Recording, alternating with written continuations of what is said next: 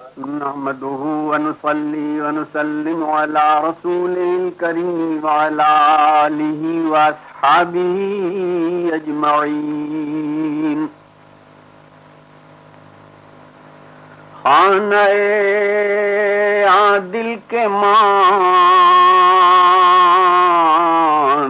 بے ضیا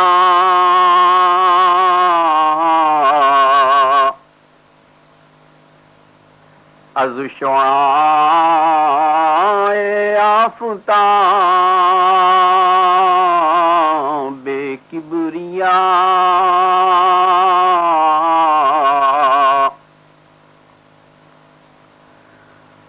تنگ و تاریک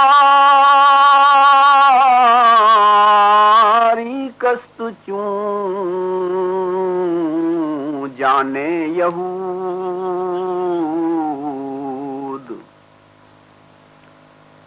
بے نوا از ذوق سلطان ودود. حضرت مولانا رومی ان اشعار میں ذکر قلبی کے کوائف اور احوال بیان کرتے ہوئے ذکر کو آفتاب حقیقی کی شعاع اور ذکر سے غافل قلب کو تنگ و تاریک قبر سے تشبیہ دے رہے ہیں. اللہ تعالیٰ نے انسان کو جو حواس خمسہ عطا فرمائے ہیں ان کے وظیفے جدا جدا ہیں. آنکھ کا کام دیکھنا، کان کا کام سننا، ناک کا کام سونگنا، زبان کا کام چکھنا اور قوت لمس کا کام چھو کر محسوس کرنا ہے. یہ حواس سب کے سب قلب کے تابع ہیں. قلب کا وظیفہ چاہنا اور محبت کرنا ہے. اگر دل کو اللہ کی چاہت سے روک لیا جائے تو وہ کسی اور سے محبت کرے گا اور خدا کے سوا اور چیزوں کو چاہنے لگے گا. اور اللہ کے سوا جو چیز بھی ہے وہ مٹ جانے والی اور فنا ہو جانے والی ہے، اس لیے وہ ایک نہ ایک دن اس سے جدا ہوگا اور پھر دل کو محبوب کے جدا ہونے کا غم لاحق ہوگا. جو اللہ سے محبت کرتا ہے وہ غم و الم سے پاک ہے. حضرت مولانا رومی ایک لڑکے کا قصہ سنا رہے ہیں جو اپنے باپ کے جنازے کے ساتھ روتا جا رہا تھا اور میت کو مخاطب کر کے کہتا تھا کہ اے باپ، لوگ تجھے کہاں لیے جا رہے ہیں؟ کیا یہ تجھے مٹی کے نیچے سونپ دیں گے؟ یہ لوگ تجھے ایک تنگ و تاریک گھر میں لیے جا رہے ہیں جس میں نہ غالیچہ ہے، نہ فرش، نہ بوریا، نہ وہاں رات کو چراغ ہے، نہ دن کو روٹی، نہ اس کا دروازہ درست ہے، نہ چھت، نہ اس میں آسائش کے لیے کوئی کمرہ ہے، نہ روشنی کے لیے روشن دان، نہ وہاں کوئی ہمسایہ ہے، نہ سہارا. جس میں تو کہ بوسگاہ خلق بود،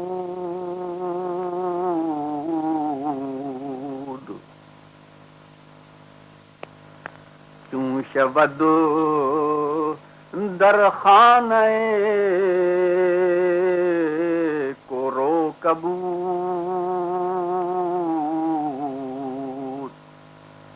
وہ کہتا تھا تیرا جسم بوسہ گاہ خلائق تھا، لوگ تیرے ہاتھوں کو بوسہ دیتے.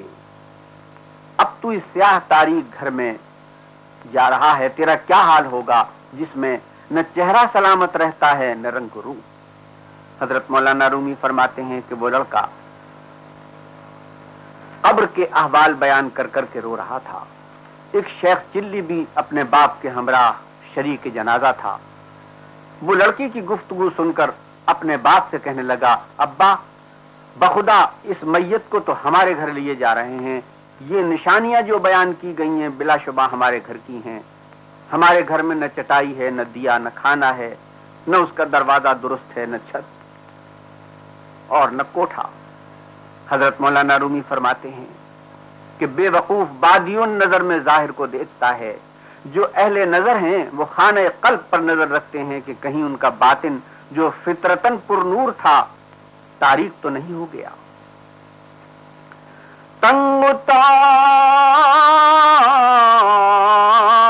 است چون جانے یہود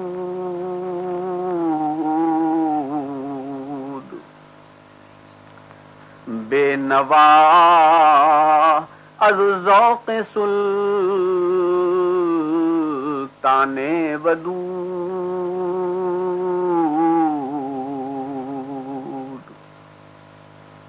جو خانہ قلب آفتاب حق کی کرنوں سے محروم ہو جائے وہ روح یہود کی طرح تاریک ہے اور محبت کرنے والے شہنشاہ حقیقی کے ذوق محبت سے محروم. اس دل میں نہ آفتاب حقیقی کی روشنی ہے اور نہ صفات الہیہ کی تجلیوں کے لیے کوئی راہ. اس کی نگاہ بے وقوف لڑکی کی طرح اپنے گھر کے ساز و سامان پر ہے. وہ یہاں کی بے سر و سامانی کو دیکھتا ہے، باطن کی بے سر و سامانی پر نظر نہیں ڈالتا. قوم یہود دنیا کی بڑی حریص قوم ہے، اس لیے حضرت مولانا رومی قلب غافل کو یہود کی حریص اور طماع روح سے تشبیہ دے رہے ہیں. آگے فرماتے ہیں گورے خوشتر الچنی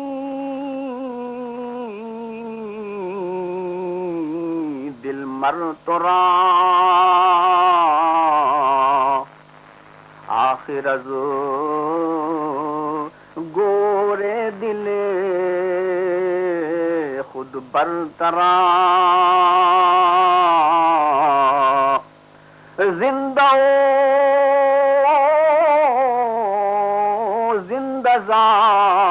زاد شوخ شن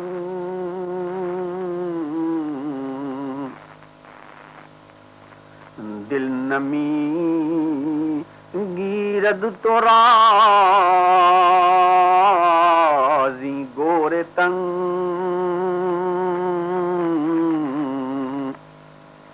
تیرے مردہ دل سے قبر بہتر ہے. تو اپنے دل کی قبر سے باہر نکل، تو زندہ ہے اور زندہ انسان سے پیدا ہوا ہے. آخر کب تک تاریخ دل کے گڑھے میں بند رہے گا؟ حضرت مولانا رومی یہاں قلبی قوائف و احوال کی نشاندہی کرتے ہوئے حقیقت قلب سے آگہی بخش کر رہے ہیں کہ آدمی کا جسم مادی ہے جو ایک روز سپرد خاک ہو جائے گا، لیکن قلب و روح کا عالم دوسرا ہے، کیونکہ قلب اور روح عالم امر کی مخلوق ہے اور غیر مادی ہے. جسم کا تقاضا مادیت، قلب و روح کا تقاضا روحانیت ہے. جسم دنیاوی آرام و آسائش کا طالب اور قلب روحانی اور ملکوتی وظائف کا خوگر ہے. اگر قلب کو دنیاوی مطالبات میں الجھا دیا جائے تو اس کا رشتہ عالم ملکوت سے ٹوٹ جاتا ہے. قلب سے مراد دراصل گوشت کا ٹکڑا نہیں بلکہ لطیفہ قلب. فرماتے ہیں کہ قلب یہود دنیا کا حریف بن جاتا ہے اور اگر ذکر و فکر میں مشغول رکھا جائے تو اس پر کشف و شہود کے انوار برستے اور اس کو نیکی و خیر کا خوگر بناتے ہیں. مردہ دل صرف دنیا کا ہو رہتا ہے اور زندہ دل دنیا کے ساتھ آخرت کو مقصود اور مطلوب قرار دے لیتا ہے. حضرت مولانا رومی قلب ذاکر کو حضرت یوسف سے تشبیہ دیتے ہوئے معرفت کا ایک عجیب نقطہ بیان فرماتے ہیں. یوسف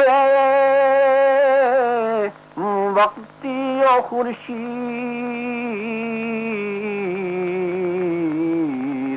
سما زیچو زندہ برے رونما. اے اہل دل، تو اپنے وقت کا یوسف اور آسمان رفعت کا آفتاب، اس دنیا طلبی کے قید خانے سے نکل اور دنیا میں جلوگر ہو. حضرت یوسف علیہ السلام قید خانہ مصر سے نکلے تو آفتاب ہدایت بن کر روشن ہوئے. دنیاوی جاہ و طلب نے آپ پر بھرپور حملہ کیا. جب آپ دنیا سے بیزار ہوئے تو عزیز مصر کہلائے اور آفتاب ہدایت بن کر چمکے. دوسری مثال حضرت یونس کی ہے کہ وہ وطن ماہی میں قید تھے. جس طرح قلب انسانی جسم انسان کے تقاضوں کی گرفت میں قید ہے، اگر حضرت یونس خدا کی پاکی اور اس کی تسبیح نہ کرتے تو مچھلی کی غذا بن جاتے. جس طرح غافل آدمی دنیا کی غذا بن کر مٹی میں دفن ہو جاتا ہے. مولانا فرماتے ہیں یونس تو در بطن ماہی پختہ شدو مخلصش رانست و ازو تسبیح بدو. تیرا یونس مچھلی کے پیٹ میں پک رہا ہے. اس قید خانے سے نجات کی صورت تسبیح کے سوا کوئی نہیں. حضرت یونس کشتی میں سوار تھے. کشتی بھنور میں آ گئی, ڈوبا چاہتی تھی. لوگوں نے کہا یہاں کوئی آقا سے بھاگا ہوا غلام ہے. قرآن اندازی ہوئی, حضرت یونس کا نام نکلا. آپ نے کشتی سے چھلانگ لگائی اور پانی میں کود پڑے. ایک مچھلی جو آپ کے انتظار میں منہ کھولے کھڑی تھی آپ کو نگل گئی. انبیاء کے تذکرے اللہ کی جانب سے عبرت و موعظت کے نشان ہوتے ہیں. حضرت یونس علیہ السلام بطن ماہی میں زندہ و سلامت رہے. مچھلی خدا کے حکم کے بغیر ہضم نہ کر سکتی تھی. خدا کے حکم سے حضرت یونس نے تسبیح شروع کی اور تسبیح میں مصروف ہو گئے. لا الہ الا انت سبحانک انی کنت من الظالمین. اے اللہ تیرے سوا کوئی الہ نہیں, میں نے ظلم کیا ہے. یہ اللہ کی طرف سے حضرت یونس کو تعلیم دی گئی تھی کہ کسی آفت میں پھنسو تو خدا کی طرف رجوع ہو جاؤ. فرماتے ہیں گر نبود او مسبح بطن نون